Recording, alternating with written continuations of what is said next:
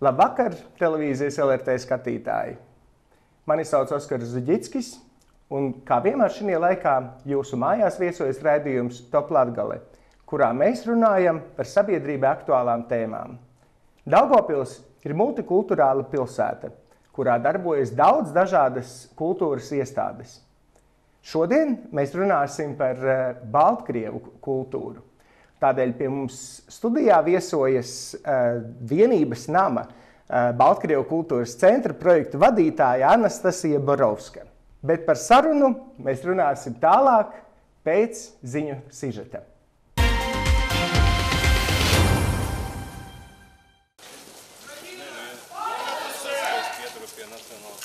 Slava Ukraiņa!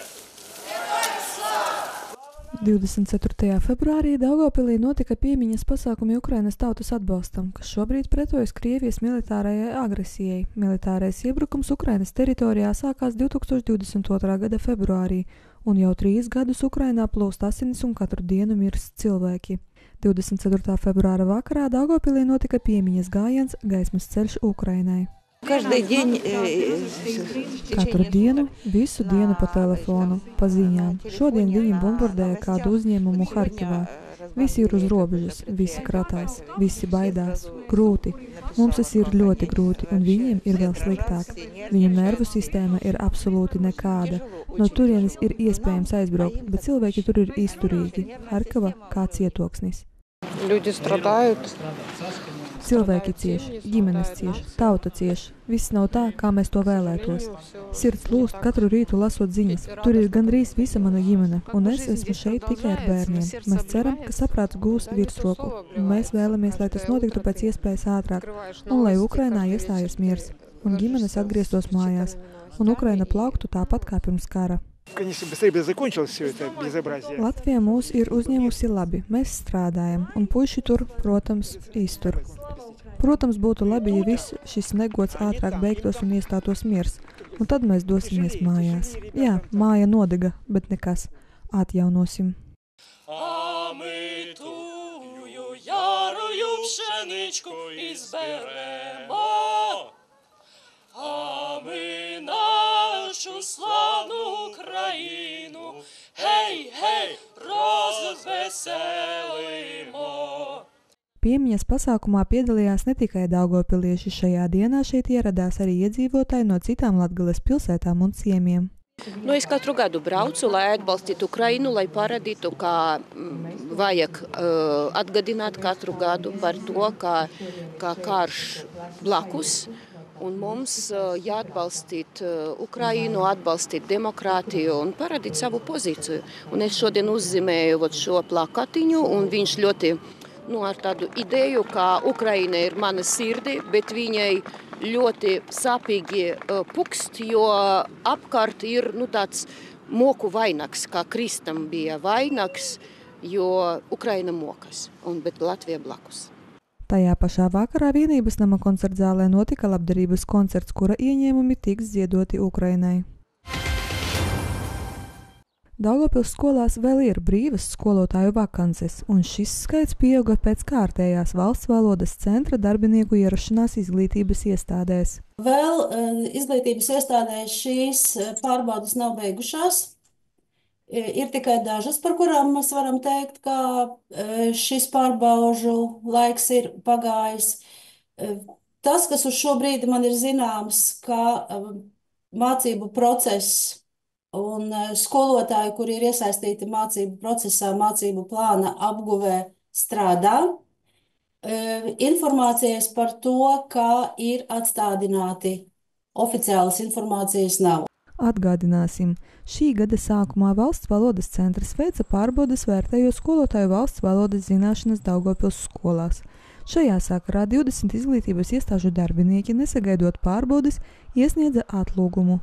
Pārbaudes rezultātus Valsts valodas centrs sola paziņot aprīļa sākumā, tas ir 2 mēnešus pirms mācību gada beigām. No Eiropas Reģionālās attīstības fonda patvērtņu izveidē Latvijā tiks piešķirti 22 miljoni eiro. Paredzēts, ka par šiem līdzekļiem atbilstoši kritērijiem tiks iekārtotas 3. kategorijas patversmes, kas pieder valstī vai pašvaldībām. Pašvaldība ir saņēmusi informāciju par to, ka valsts plāno, teiksim, izdalīt līdzekļus 500 valstī, teiksim, esošu šo te patvērtņu, kuri šobrīd ir apstiprināti kā atbilstoši vai daļēji atbilstoši pielāgošanai, 3. kategorijas patvērtnes statusam. Cik no tām, teiksim, būs pašvaldībai izdalīts, jo tur arī ir valsts objekti, mums šobrīd tās informācijas nav. Respektīvi, mēs zinām, ka vienam objektam tie būs provizoriski 30 000. Paredzēts, ka par šiem līdzekļiem atbilstoši kritērijiem tiks iekārtotas 3. kategorijas patvērtnes, kas pieder valstī un pašvaldībām. Līdz šim valsts ugunsdzēsības un glābšanas dienas ir apsekojis 3200 valsts un pašvaldību ēku pagrabus. No tiem 398 atzīti par piemērotiem, bet vēl 1254 atzīti par daļēji piemērotiem patvērtnes izveidei. Tādējādi apdraudējuma gadījumā patvērtnes Latvijā tiks nodrošinātas vairāk nekā 500 000 valsts iedzīvotāju. Daugavpils basketbolisti izcīnīja kārtējo uzvaru reģionālās līgas regulārās sezonas ietvaros. Viņi otro reizi šomēnes pārspēja savus pretiniekus no aizkraukles. 24. februārī Daugavpilī tikšanās noslēdzās ar rezultātu 83-74, taču daugavpilieši mača pirmajā pusē spēlēja ļoti pārliecinoši gan aizsardzībā, gan uzbrukumā. Un ar šādu spēli bija iespējams uzveikt pretinieku. Taču mača otrajā pusē mūsējie sāka pieļaut daudz kļūdu. Kādēļ maču gandrīz zaudēja, par laimi beigās tomēr izdevās savākties un uzvarēt. Bija lietas, kas izdevās, bija kas neizdevās. Dabūjām ļoti daudz muļķīgu piezīmi, ļoti daudz muļķīgu piezīmi, par ko bija runāts pirms spēles, ka nedrīkst tādas dabūt, bet kaut kāds azarts, kaut kāda nesaprašana tomēr ņem virsroku. Ļāvām viņiem atkal kaut kur ieskrieties, sajust metienu, un tad beigās jau, protams, ka labi, ka ir spēlētāji, kas var svaru kausus nosvērt mūsu labāk. Bet, būs stiprāks pretinieks, tas mūs par to var sodīt. Šoreiz spožu sniegumu sniedza viens no Daugavpils komandas līderiem Māris Pļavenieks. Viņš guva 27 punktus un kļuva par rezultatīvāko spēlētāju. Spēle tiešām bija saspringta, īpaši otrajā puslaikā. Es domāju, tieši man izdevās būt aktīvam šodien, organizēt spēli, kā parasti treneris no manis to vēlās. Un pirmajā puslaikā man tas izdevās, bet otrajā laikam bija kaut kāds, nogurums varbūt tās. Sākam nedaudz nervozēt, un tāpēc arī viņi pievilka, un tāda spēle sanāca saspringta. Un šo ceturtdienu, 27. februārī, mūs sagaida vēl aizraujošāka spēle. Šoreiz Daugavpilī ieradīsies Austrumu divīzijas līderis Jēkabpils klubs. Pirms neilga laika Daugavpils komanda izbraukumā pārspēja līderus, pierādot, ka to spēj. Vai viņi spēs atkārtot savus panākumus? To mēs uzzināsim pavisam drīz. Tātad Daugavpils sporta skolas komanda, gaidot savu līdzjutēju atbalstu, gaida jūs 27. februārī Kultūras pils sporta zālē. Mača sākums 6:30 vakarā.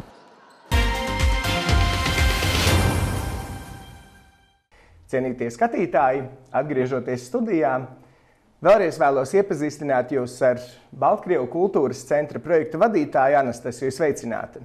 Labvakar! Anastasija, pilsētā tiešām ir ļoti daudz kultūras centru, tā skaitā arī mazākumtautību kultūras centru, kuri darbojas Vienības nama paspārnē.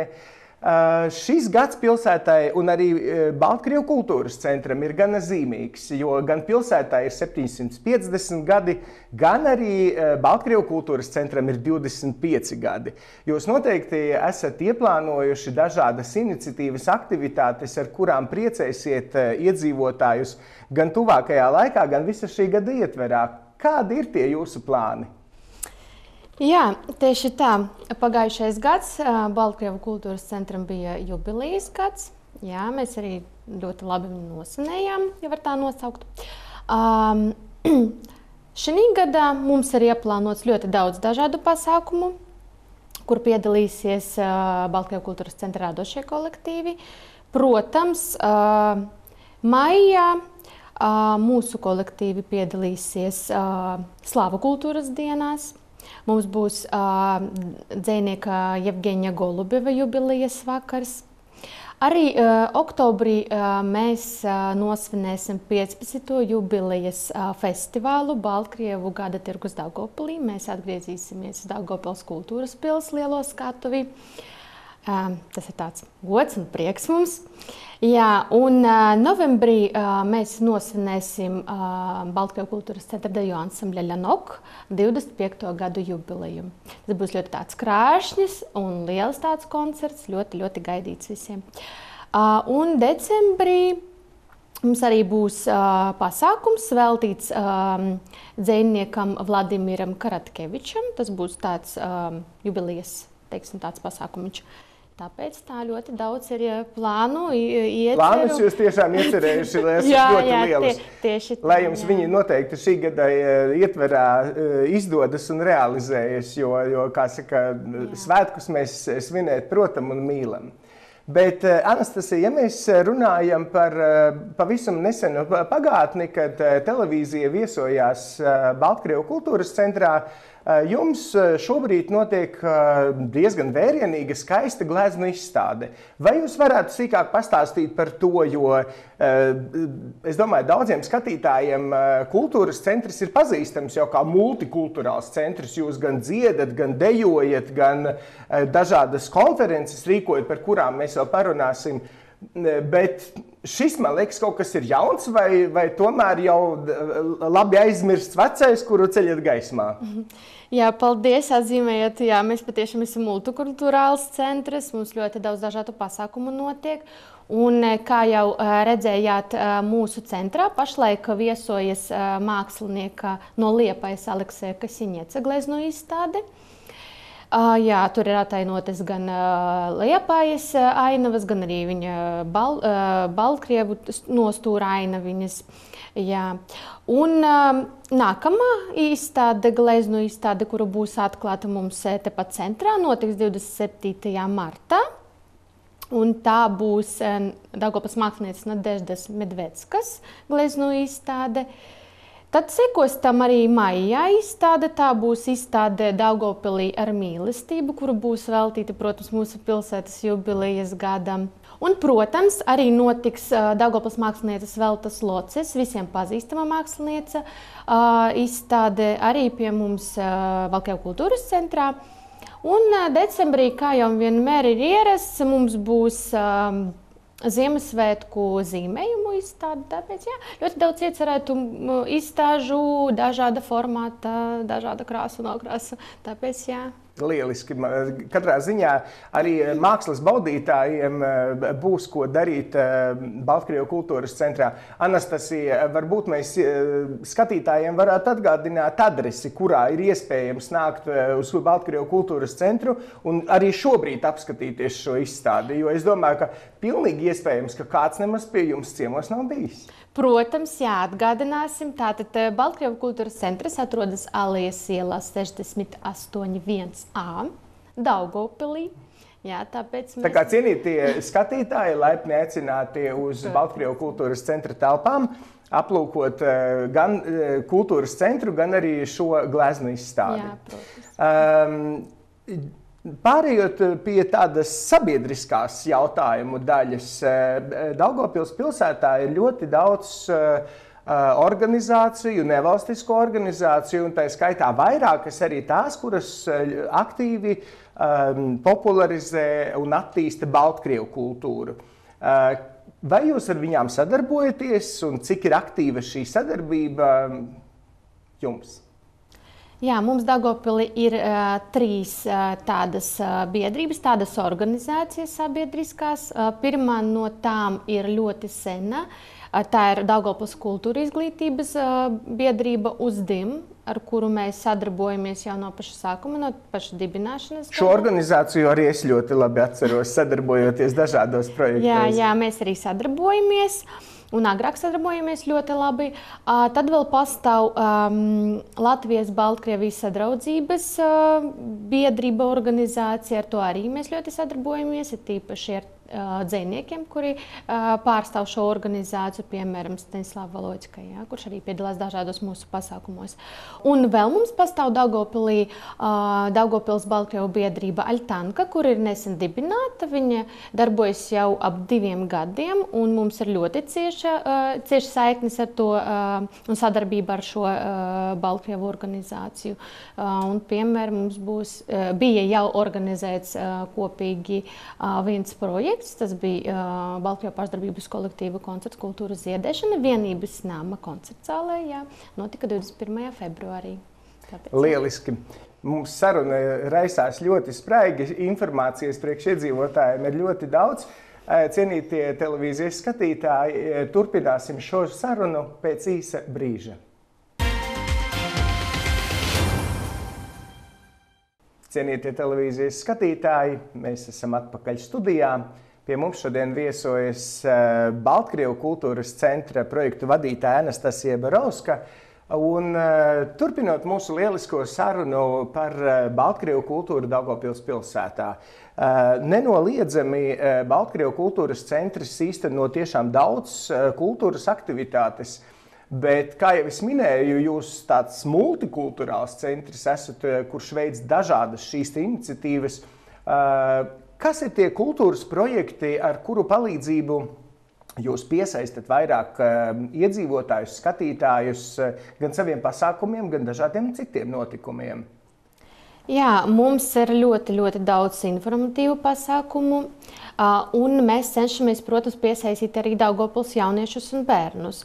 Ja jau runājot par to, ka mums darbojas arī bērnu studijas Kārbnīca, kur arī piesaista daudzus jauniešus, viņam ļoti patīk, protams, nodarboties šajā virzienā un uzstāties, attīstīt to Baltkrievu kultūru. Bet arī mēs rīkojam dažādus ieražu svētkus, piemēram, Baltkrievu Ziemassvētki, pavasara sasaukšana, spas, Baltkrievu kupala visiem zināma. Un mēs arī piesaistam jauniešus un bērnus no skolām, no dažādiem pulciņiem. Tiek piesaistīti arī studenti no Daugavpils universitātes. Mums bija ārzemju studentu delegācija no Daugavpils universitātes. Mēs svinējām Lieldienas Baltkrievu. Tāpēc es teiktu, ka šie pasākumi ir ar tādu informatīvu un izglītojušu novirzi, protams, atklāt un to Baltkrievu kultūru tiešotiem bērniem, ir tīpaši ārzemju studentiem.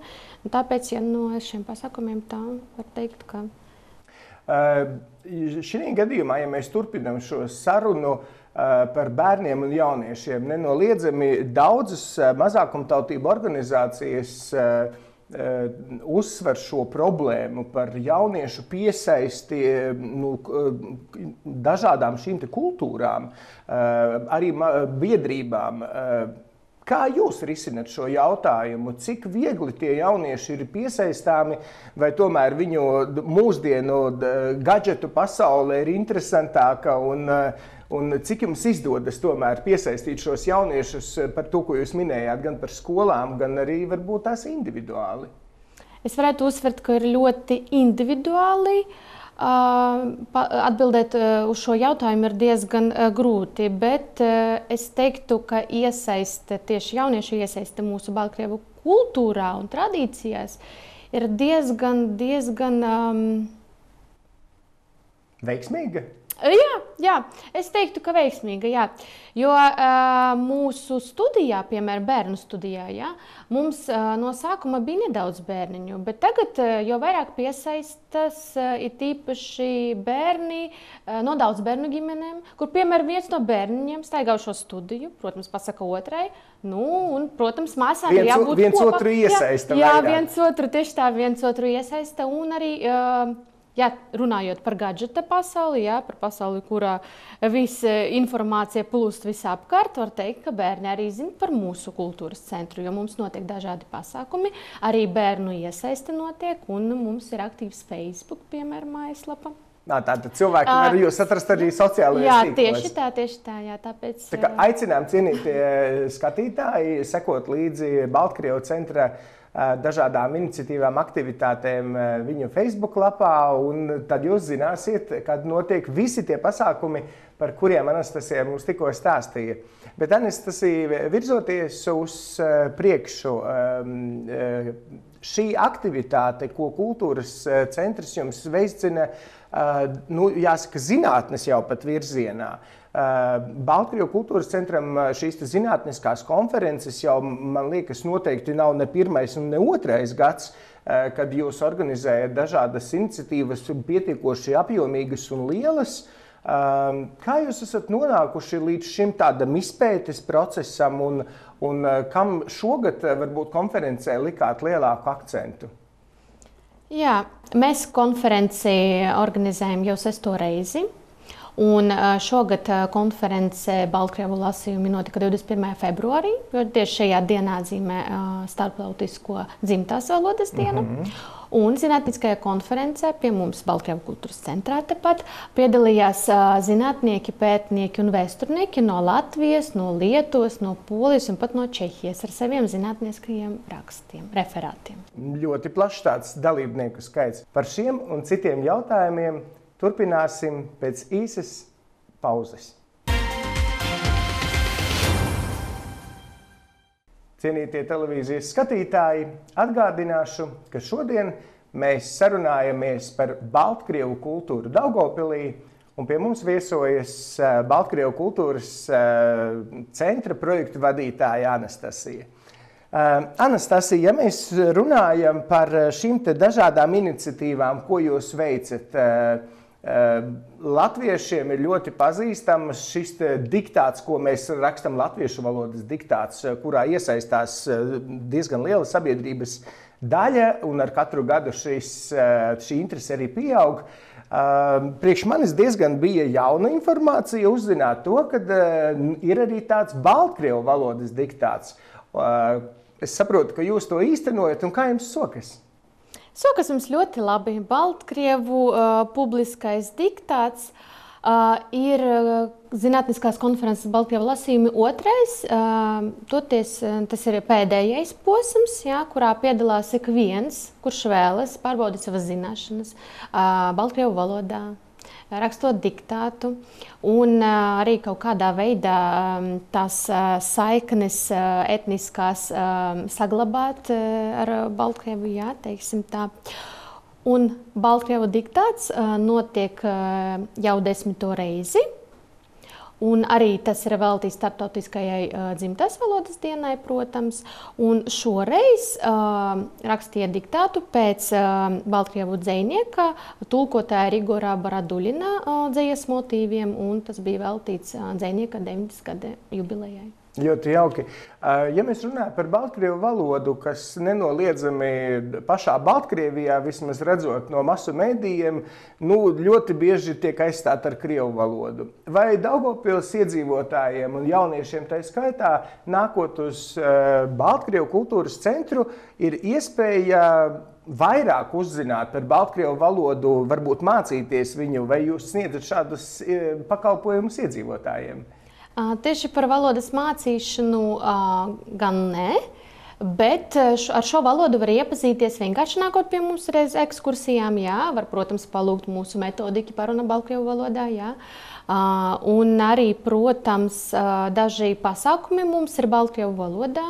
Izskan arī dziesmas, tāpēc iepazīties ar Baltkrievu valodu ir... Valodas skanējumu visnotaļ tieši tā, ir ļoti viegli pie mums, tā ir ļoti pieejama.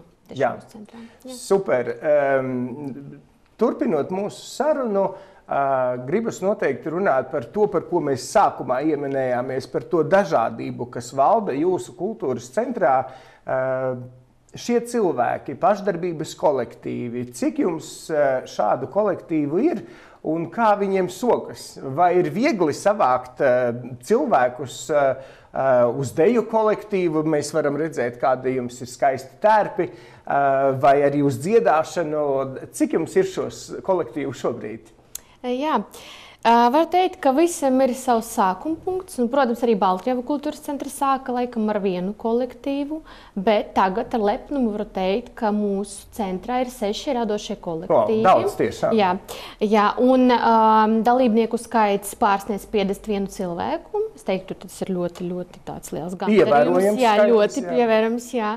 Mums ir Baltkrievu tautas dziesmu ansamblis Kupalinka, deju ansamblis Lenok, bērnu studijas Skarbnīca, kora kapelas Pačina, amatieru teātra studija Paulinka un vokāla instrumentālais ansamblis Praļeski, ar kuriem mēs ļoti lepojamies. Viņi piedalās gan Latvijā, gan Latgales pilsētās, gan arī ārzemēs, Polijā un Lietuvā. Tāpēc, Katrā ziņā šo Baltkrievu kultūru popularizējat ne tikai Daugavpilī, Latvijā, bet arī ārpus Latvijas, Eiropas Savienības dažādās valstīs. Un visbeidzot, tuvojoties mūsu sarunas noslēgumam, mēs Daugavpilī 1. martā visi skaisti kopā plānojam atvadīties no ziemas. Pavasari sagaidot, tāds zīmīgs nosaukums ļoti plašam notikumam brīvdienās, uz kurām mēs, cienītie skatītāji, aicinām arī jūs visus nākt un iesaistīties. Kā Baltkrievu kultūras centrs plāno izmantot šo iespēju, rādīt savu Baltkrievu kultūru daugavpiliešiem un pilsētas viesiem? Jā, mums visiem patīk pavasaris. Tam seko, protams, vasarā atvadīties ar ziemu. Mēs, protams, jau laikam gribam visi, tāpēc arī Baltkrievu kultūras centra radošie kolektīvi piedalīsies šajā pasākumā. Pavadīsim mēs pavasari visi kopā. Piedalīsies mūsu ansambli ar Baltkrievu tautas dziesmām un arī deju ansamblis Lenok. Izspēlēs ar Daugavpils iedzīvotājiem un viesiem vienu Baltkrievu spēli, polka. Jā, un, protams, noslēgumā visus viesus mēs cienāsim ar Baltkrievu tādiem tradicionāliem cepumiņiem žagariņi. Tāpēc mēs visi aicinām jūs droši piedalīties šajā pasākumā kopā ar mums. Cienītie televīzijas skatītāji, mūsu raidījums tuvojas izskaņai. Vēlos teikt paldies Anastasijai Brauskai, Baltkrievu kultūras centra projektu vadītājai, par šo lielisko sarunu. Aicinām 1. martā apmeklēt pasākumu Pavasari sagaidot, kas vērienīgi notiks gan Vienības laukumā, gan Rīgas ielā, gan arī dažādās citās vietās, gan ar dejām, dziesmām, gan ar dažādām izgaršošanas iespējām nacionālajiem ēdieniem. Uz tikšanos citos raidījumos. Ar jums bija kopā Oskars Zuģickis. Uz redzēšanos!